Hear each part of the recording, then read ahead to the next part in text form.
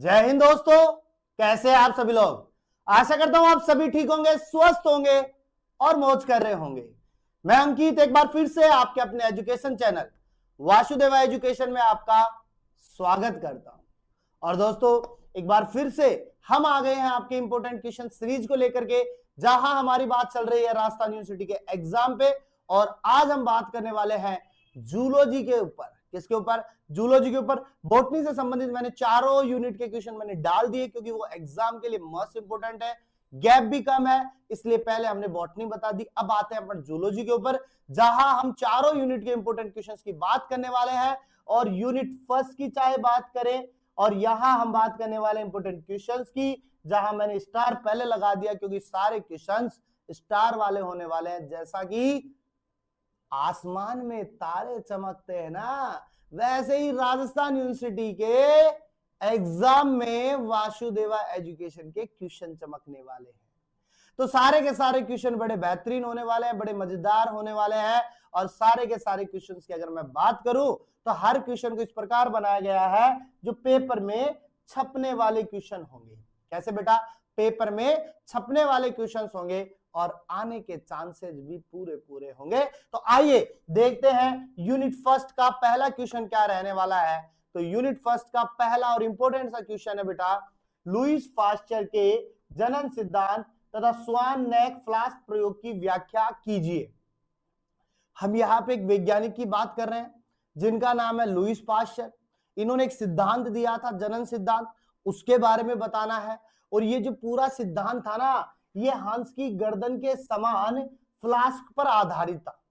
हंस की गर्दन के समान फ्लास्क पर आधारित था, यानी कि explain Lewis pasture theory of biogenesis and the neck flask experiment. यानी कि कंप्लीटली किस पे आधारित था बेटा? ये हंस की गर्दन पे। और लुईस पास्चर कहते हैं कि जो मटेरियल है ना अपने पास में, उसी से अपने पास में अनेक जीवों का फॉर्मेशन हो जाता है, सूक्ष्म जीव बन जाते हैं। और लुईस पास्चर ने एक बात कही थी, लुईस पास्चर ने एक बात कही थी कि आप जो है ना फ्लास्क ले लो, और फ्लास्क जो है ना वो ले लो हंस की गर्दन के समान। अब हमें पता है कि ये जो हंस की गर्दन होती है ना, ये हमारे पास में थोड़ी सी राउंड होती है, तिकोनी होती है। अब इस फ्लास्क में मटेरियल जाना तो आसान है, लेकिन मटेरियल को बाहर निकालना सबसे बड़ी दुविधा है।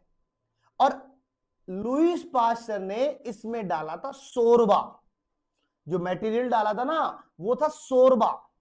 कौन सा मटेरियल डाला था? सोरबा मटेरियल डाला था। और इस सोरबा को इन्होंने बहुत ज्यादा गर्म किया था, इसे रोगाणु रहित कर दिया था। लेकिन कुछ समय बाद जब फ्लास्क को तोड़ करके निकाला गया तो उसमें से बहुत सारे क्या निकले थे बेटा? बहुत सारे क्या निकले थे? सूक्ष्म जीव निकले थे। इसलिए इन्होंने कहा था कि जो पहले से है या जो मटेरियल है वहीं से हमारे पास में जीव बनने वाले हैं। नेक्स्ट क्वेश्चन आता है बेटा, ग्राम अभिरंजन की विधि। किसकी बेटा? ग्राम अभिरंजन, mechanism of gram staining theory एवं ग्राम पॉजिटिव और ग्राम नेगेटिव बैक्टीरिया में बताना है। Describe the principle, procedure and significance of gram staining, differentiate between gram positive and gram negative bacteria. अच्छा, इसके अंदर हम बात करें कि क्या कह रहा है, कौन से प्रोसीड्यूर की बात कर रहा है? तो हमारे पास में ग्राम अभिरंजन की विधि की बात कर रहा है। और ग्राम अभिरंजन वो होता है जो हमारे पास में हाईली क्वांटिटी पे, यानी कि एक स्तर पर अपने पास में पॉजिटिव और नेगेटिव को अलग करने का काम करता है। अब इसके लिए हमारे पास में बहुत से प्रोसेस काम में लेने पड़ते हैं। ठीक है, किस प्रकार से आप ग्राम अभिरंजन की विधि को काम में ले सकते हो, सबसे बड़ी बात तो ये है। ठीक है ना। दूसरी बात, यहां पे हमारे पास में कुछ डाइज होती है, जैसे कि मैं यहां पे एक डाई लिखूं बेटा, क्रिस्टल वोयलेट।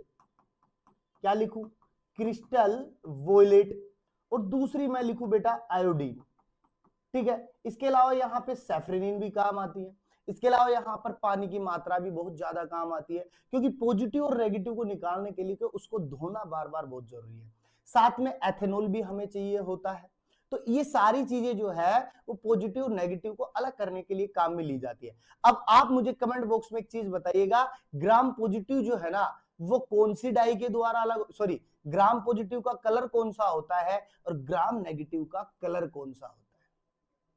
किसका बैंगनी होता है और किसका गुलाबी होता है, ये कमेंट बॉक्स में आप मेंशन करेंगे। और नहीं मेंशन करते हैं ना, तो फिर इन सब के आंसर लेने के लिए आपको कहां आना है बेटा, इन सब के आंसर लेने के लिए आपको कहां आना है, प्ले स्टोर पे।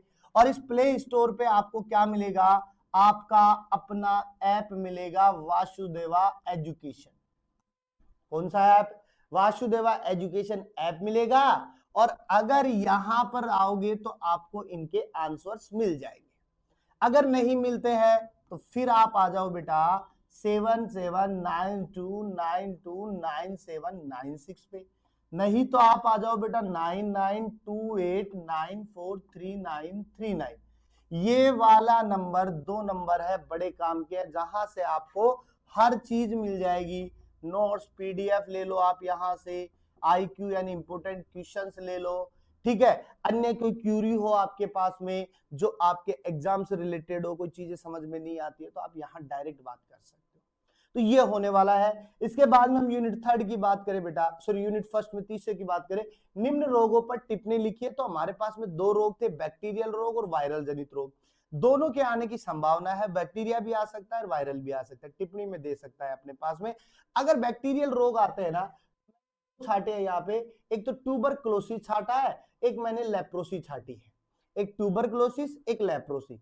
एक को हम टीबी बोल रहे हैं, एक को हम लेप्रोसी बोल रहे हैं। टीबी को हम क्षय रोग भी बोलते हैं, क्या बोलते हैं, क्षय रोग भी बोलते हैं अपने पास में। क्लियर बात है। तो हमारे पास में माइक्रोबैक्टीरियम की ये बात होने वाली है। तो माइक्रोबैक्टीरियम जो ट्यूबरक्लोसिस वाले की बात होगी, और माइक्रोबैक्टीरियम लेप्रोसी, यानी कि वहां पे हम लेप्रे की बात करने वाले हैं। तो ये हमारे पास में ये जो रोग है ना, बड़े घातक होने वाले हैं अपने पास में। और ये लेप्रोसी को तो देखो बेटा मैं कुष्ठ रोग कहता हूँ, क्या कहता हूँ, कुष्ठ रोग कहता हूँ। बड़े इंपॉर्टेंट रोग है।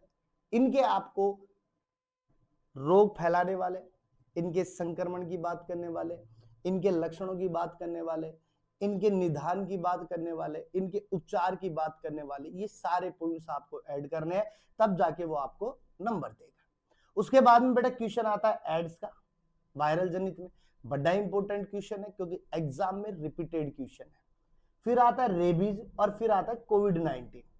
कोविड-19 के आने के चांसेस हो सकते हैं क्योंकि एग्जाम में रिपीटेड होने वाला है, नया नया गया था अपन को छोड़ करके, ये तो पुराने चावल है एड्स और रेबीज, तो कोविड-19 नया है। तो तीनों में से एक आपके पास में आएगा।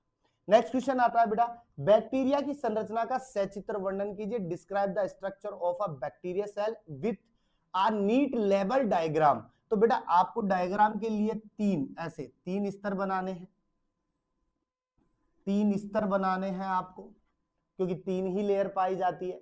पहली बाहर की ओर, फिर दूसरी अंदर की ओर सेल वॉल की, तीसरी ओर अपने पास में प्लाज्मा झिल्ली की। इसके अंदर आपको फिर आवरण बनाने के बाद में इसके जो ऑर्गन्स जो बनते हैं वो डालने, जिसमें 17 राइबोसोम है, कोशिका झिल्ली से बली संरचना वाला मीजोसोम है, ठीक है, बिखरा हुआ न्यूक्लियस है अपने पास में, ठीक है ना। हमें ये सारी चीजों को यहाँ पे इन्वॉल्व करनी है, तब जाके बैक्टीरिया की संरचना बनती है। बड़ा क्वेश्चन आता है, डिटेल से आएगा, ठीक है। और आपको पता है कि यूनिट वाइज क्वेश्चन के बाद में आपको मॉडल पेपर भी मिलने वाला है, शॉर्ट टाइप क्वेश्चंस भी मिलने वाला है, तो सारी चीजें मिलने वाली है। मॉडल पेपर में कौन सा क्वेश्चन अटता है, कौन सा नहीं अटता है, वो मेरे अकॉर्डिंगली होगा, जो आपको 29 तारीख को मिलने वाला है। कितना, 29 को मिलने वाला है, ठीक है। इसके बाद में अगर बेटा मैं बात करूं तो लास्ट क्वेश्चन आता है बेटा, बैक्टीरिया की वृद्धि के विभिन्न चरण। ये मैंने केवल ऐड किए हैं, बाकी आने के चांसेस हो सकते हैं, बट मैंने ऐड किए हैं।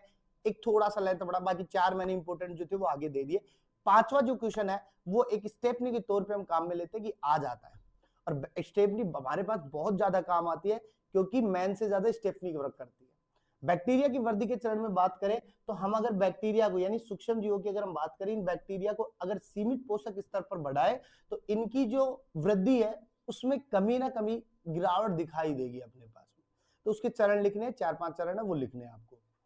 रॉबर्ट कोच के कोच पोस्टुलेट क्या है, तो इन्होंने भी सूक्ष्म जीवों के लिए 4 अलग अलग नियम निकाले थे, और उन चारों नियमों को हम क्या कहते हैं बेटा, कोच पोस्टुलेट कहते हैं। कोच पोस्टुलेट कहते हैं। और इन 4 नियमों में पहले नियम की अगर मैं बात करूं तो उस नियम के अंदर एक बात कही गई थी, और उन्होंने कहा था कि कोई भी व्यक्ति जिसको रोग होता है, किसी प्रकार का डिजीज होता है, तो उसके अंदर कहीं ना कहीं सूक्ष्म जीवों की मात्रा पाई जाएगी, या उस रोग का मेन कारण सूक्ष्म जीव ही होंगे अपने पास में। यह रॉबर्ट कोच के पहला नियम था। बाकी 3 नियम आपको आंसर पीडीएफ में मिलने वाले हैं। तो मिलते हैं नेक्स्ट वीडियो के साथ में, तब तक आप बने रहिएगा और हमेशा की तरह बेटा मुस्कुराते रहिएगा। मुस्कुराना जीवन का अमूल्य पल होता है।